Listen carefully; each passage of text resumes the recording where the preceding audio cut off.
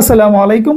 শুরুতে সবাইকে জানাচ্ছি পবিত্র ঈদ উল ফিতরের শুভেচ্ছা, অভিনন্দন।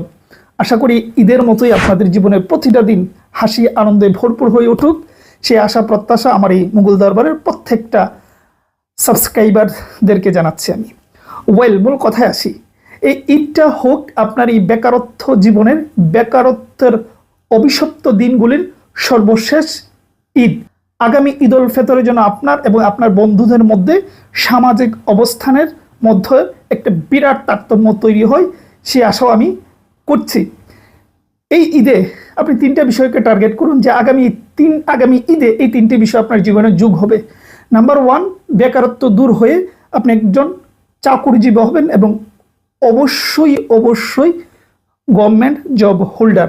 2 নম্বর বিষয়, আপনি সিঙ্গেল হলে একজন ওয়াইফ থাকবে অথবা আপুদের হাজব্যান্ড থাকবে।